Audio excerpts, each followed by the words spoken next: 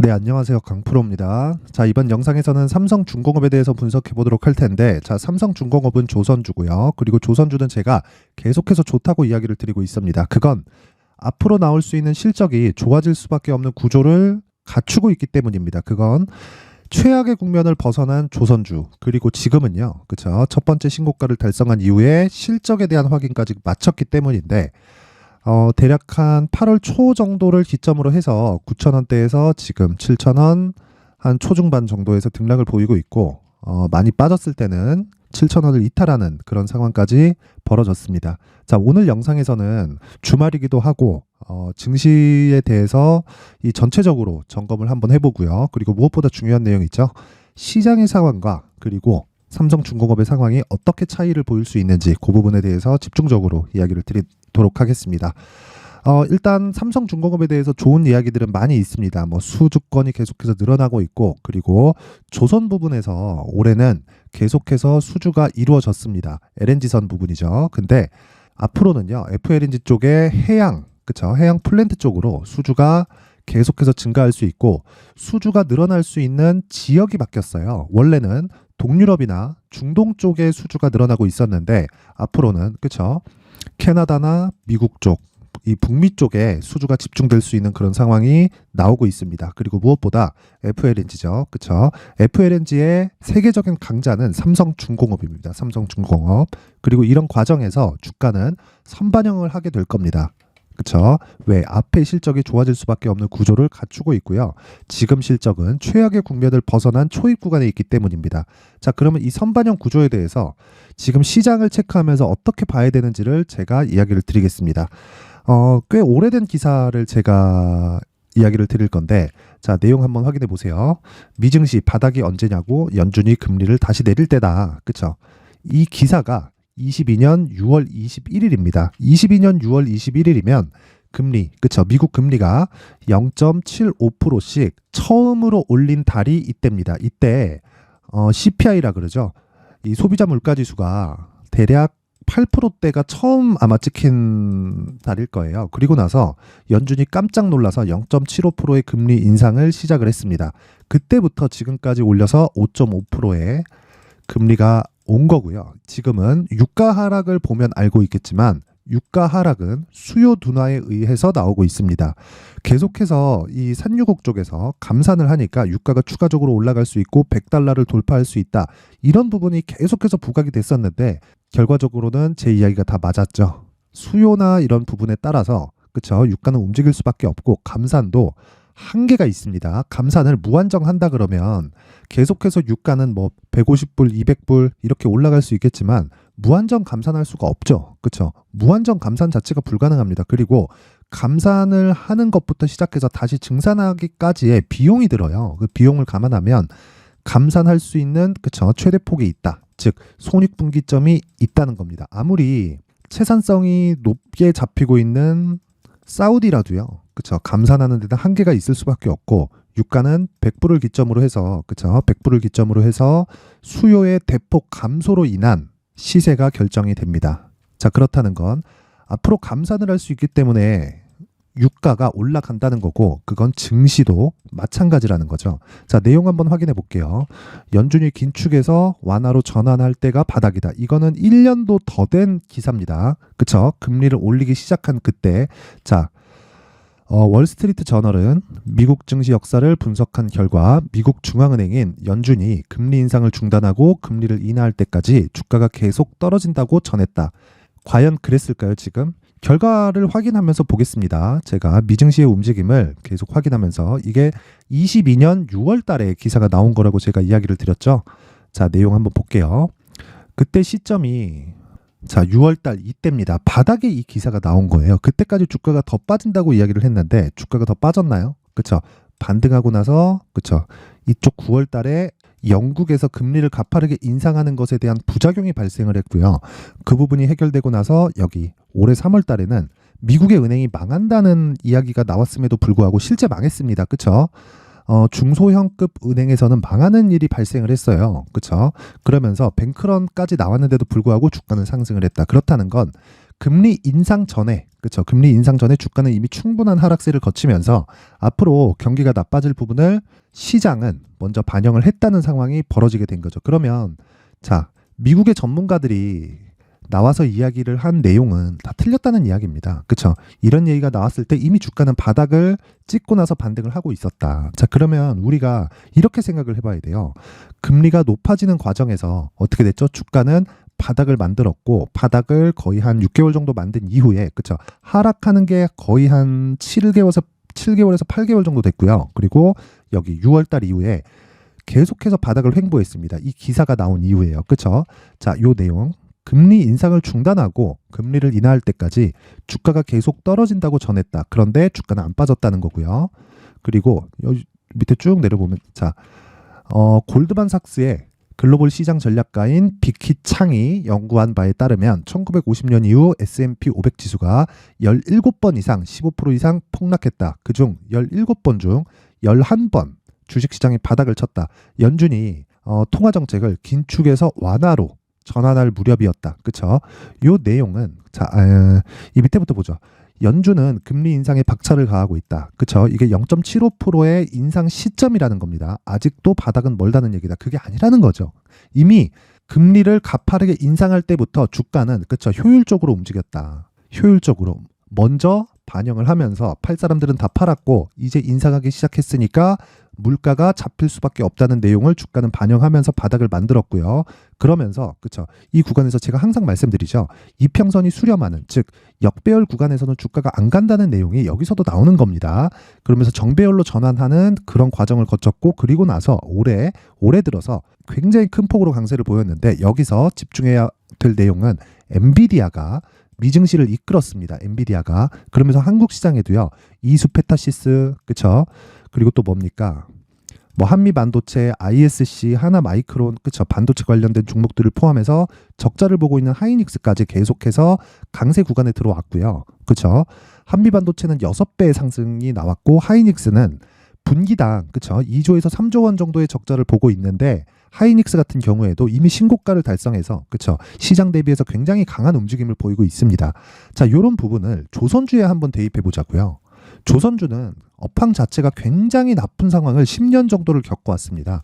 그래서 자, 요 내용 보세요. 이미 하락한 상황이 이렇게 나왔다는 겁니다. 그러면 요 구간에서는 뭐가 된 겁니까? 앞으로 나빠질 부분을 먼저 반영을 했고 그 이후에는 저가에서 계속해서 등락을 보였다는 거죠. 물론 이 코로나 국면에서 하락 구간이 나오기는 했고 요 구간을 지금은 회복하는 정도까지밖에 안 올랐어요. 그러면 삼성중공업은 이제 시작입니다. 이제 이 부분을 절대 잊지 마시고요.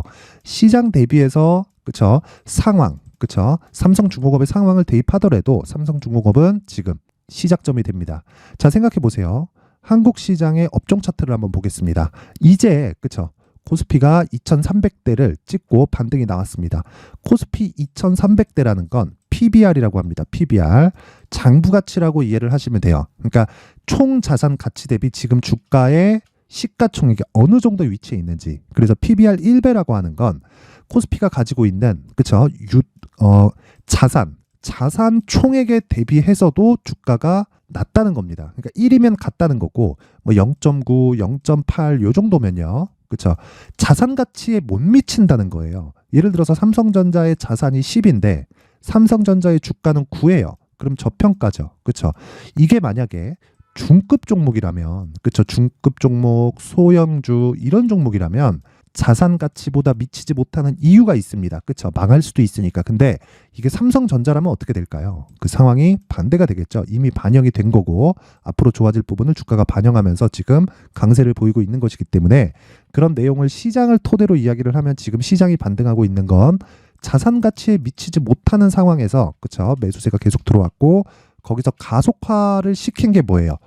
요 내용입니다. 공매도 금지했다는 요런 내용. 그렇죠? 그러면 지금 삼성중공업은 시장에 대한 부담도 없고요. 그렇죠? 2600포인트 정도까지 올랐던 이 8월 달. 그렇죠? 여기서는 조정 구간을 당연히 있을 수밖에 없지만 60일 이평을 이탈한 그 순간에서는 앞에 좋아지는 상황을 그렇죠? 앞에 좋아지는 상황을 더 먼저 반영할 수 있는 그 구간에 지금 왔다는 거고 여기서 중요한 건 무조건 가격 전략입니다. 가격 전략. 그래서 제가 말씀드리는 거예요. 삼성중공업에서 지금 가장 중요한 건 가격이다. 가격 외적의 다른 부분은 전혀 중요한 게 아니다. 이미 수주나 뭐 조선 쪽에서 해양 플랜트 쪽으로 이 수주에 대한 부분이 옮겨가고 있는 것, 그리고 무엇보다 고객사 측에서 도크를 먼저 확보하기 위해서 혈안이 되어 있습니다. 아직까지 그쵸, 가격 협상 중에 지금 어느 정도까지 나왔냐면 이런 내용이 나오고 있어요. 이건 어제 나온 기사인데 삼성중공업 그쵸, FLNG 프로젝트 프레임 제작 수주로 FLNG 시장 글로벌 1위 굳히기. 이게 캐나다 시더라는 곳입니다. 캐나다 시더라는 곳에서 12월 달에 아마 계약 그 수주 공시가 나올 겁니다. 근데 여기서 어떻게 됐냐면요, 갑과을이 지금 바뀌었습니다. 고객이 갑이 아니라 삼성중공업이 갑이에요. 삼성중공업에 지금 도크에 대한 여유가 없으니까 그 도크를 먼저 선점하기 위해서 일단 도크 비워놔라, 그쵸? 도크 선점에 대한 양해각서를 이미 체결을 했고요. 그리고 나서 가격 협상을 하는 중입니다. 근데 그 가격 협상에는 삼성중공업이 우위에 있어요. 지금은 앞으로 성과는 계속해서 올라갈 수밖에 없기 때문에 그게 플랜트 쪽으로 넘어오게 되면요, 그쵸, 실적에 대한 엄청난 상승세가 나오고, 이 과거에 대한 저가 수주에 대한 그런 부분을 다 감안하더라도 지금 이 삼성중공업의 실적은요, 그런 부분을 감안했을 때 지금 삼성중공업은 저가 구간이라고 볼 수 있고, 무조건 이 구간에서 가장 중요한 가격적인 내용을 체크해서 내가 매매를 해야 된다. 이 부분 잊지 마시고요. 무엇보다 가격을 토대로 단기 보유 전략 2주 안에 내가 수익을 볼 수 있는 내용을 계속해서 추적 관찰을 해야 됩니다. 그쵸? 그걸 어떻게 해야 되는지를 제가 준비를 해왔고요. 이 내용을 영상을 통해서 이야기를 드리면 제가 내용이 너무 길어질 수 있기 때문에 여기 19페이지에 걸쳐서 삼성중공업의 가격 그리고 단기 보유 전략을 준비를 해왔으니까 영상 상단에 있는 전화번호로 숫자 3이라고 문자를 보내주시는 분들에 한해서만 제가 가격 그리고 단기 보유 전략을 공유를 해드리도록 하겠습니다.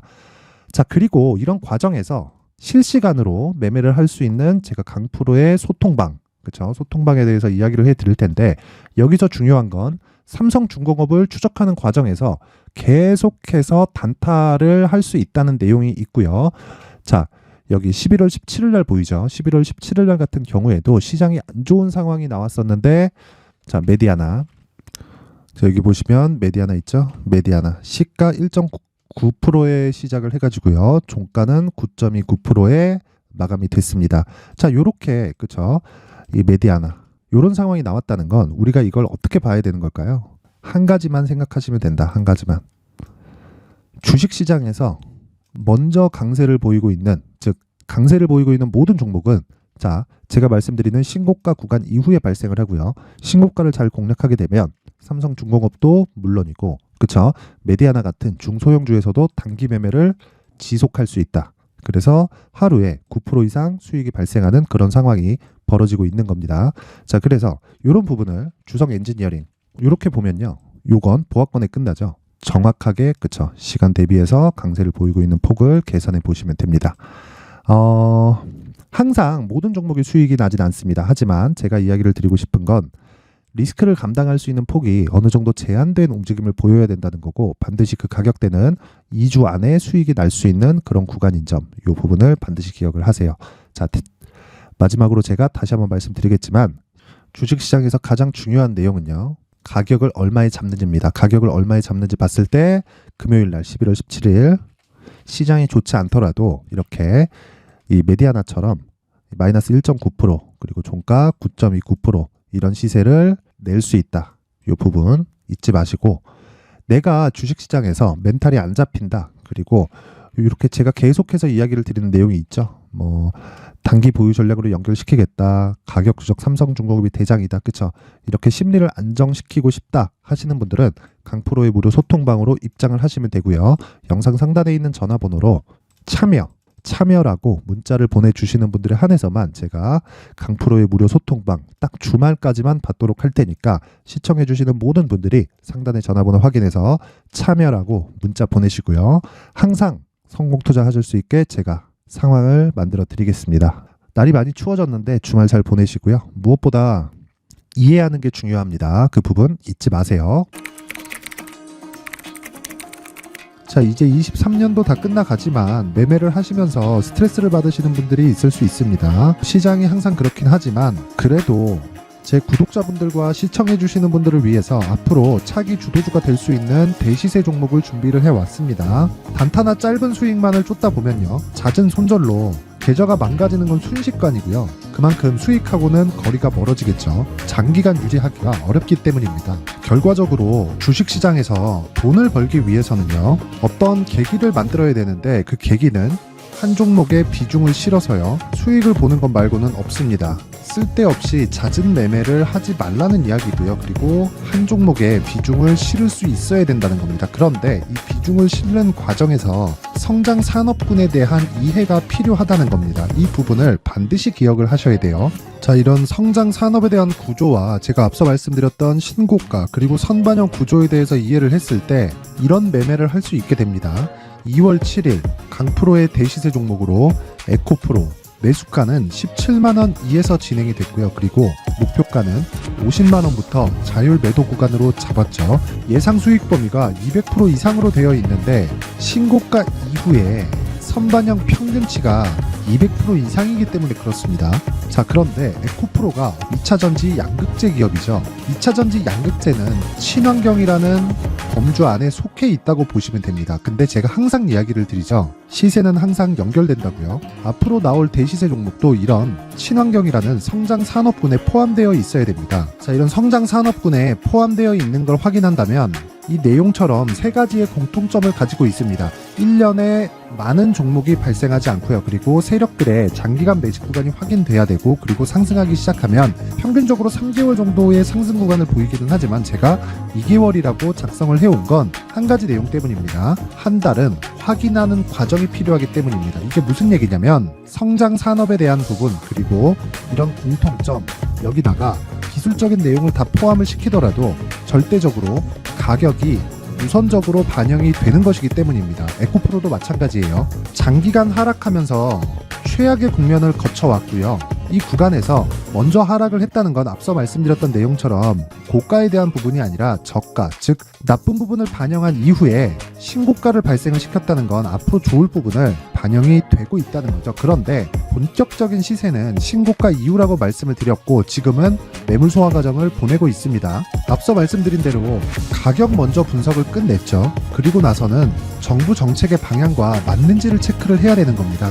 2023년 대시세 종목인 에코프로도요, 정부 정책의 방향에 맞는 종목이라고 볼 수 있겠죠. 물론 이런 종목들도요, 신고가 이후에 시세를 낸다는 건 반드시 기억하고 있어야 됩니다. 자, 이런 내용을 토대로 23년 상반기 에코프로와 같은 대시세 종목을 준비를 해왔습니다. 자, 하반기 대시세 종목은 영상 상단의 전화번호로 대시세라고 문자를 보내주시는 분들에 한해서만 공유해드리도록 할 테니까 영상 상단의 전화번호 확인해서 하반기 대시세 종목으로 큰 수익 내셨으면 좋겠습니다.